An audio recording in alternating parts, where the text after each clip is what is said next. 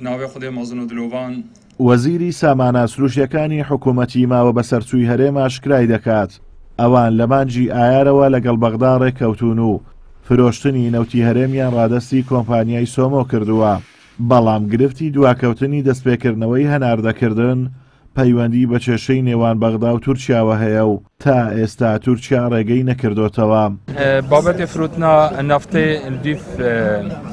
یاسا بودجێ و دیف ئەو اتفاقە هاتی کردن و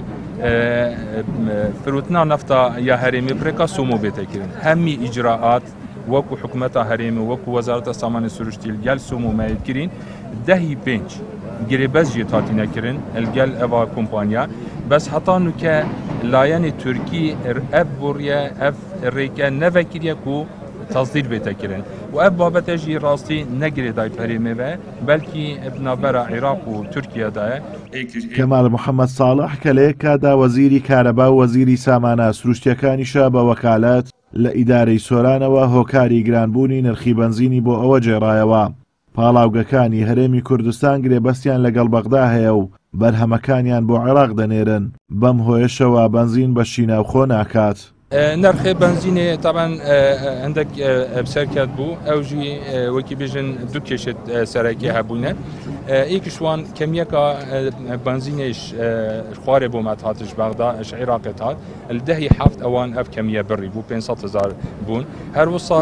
ئەف تاقا یا مەصفا و سێ مەصفامەتین ڕاستە گەلێک خەڵک دەبێژنمانی مە مەصفایت خۆیتین ئەوە مەصفا عقودی لەگەڵ عێراقی هەین یعنی بۆ نمونە بازیان هەمین تاجێ بۆ عێراقی کار تنی 25 ساده بو ما اف طاقه یا انتاجی اواکو مایو ام کارتینن تیرا حولاتیت مناکل لو ما دوهی وکو انجمن وزارت سامان سروشتی بگ و وکو وزیر و بریکار و راوشکار و اوه مدو وکی بیژن حالی دانا ایک پانزینا هرمی نچتش دربه دو امریکا بدنی هر پانزینای بیت بس الدیف کوالیتی نصباهی کشب و حولاتیت مچه بنو روزانه سیرت خالکی و اوه جن ابریاره مرج سەبارەت بە پێدانی نەوتیسپی بە هاوڵاتیان وەزیری سامانە سروشتیەکانی حکوومەتی ماوە بە سەرچووی هەرێم تۆپەکە دەخاتە یاریگای عێراق و دەڵێت ئەوان تەواوی نەوتی هەرێمیان ڕادەستی بەغدا کردووە هەر بۆیە عێراقیش دەبێ ئەرچی سەرشانی جێبەجێ بکات و نەوت بەسەر هاوڵاتیانی چوار پارێزگاکەی هەرێمدا دابەش بکات. والله ئەس تەوەقعت کەم ئەف ساڵە دێ باشتر بیت بۆ چیژی یعنی ئەم بێ چونکی بەرینی کەمە بخوا نەفتەخوا هەبوو ما هەندێک ینی تصفیت کرددا خەڵکی بەس ئەف ساڵە مادەم ئەس نەفتەخوا هەمیە تەسلیمی سۆمۆ بکەم عێراقی بکەم لازم عێراقژی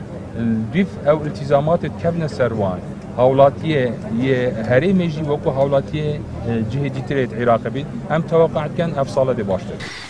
وێڕای هەڵەکانی ڕابردوویان دەسەڵاتدارانی هەرێمی کوردستان بەردەوام ئۆباڵی گرفتەکان دەخەنە ئەستۆی عێراق و لایەنەکانی دیکە و خۆیان لە بەرپرسیارەتی شکستەکان دەبوێرن.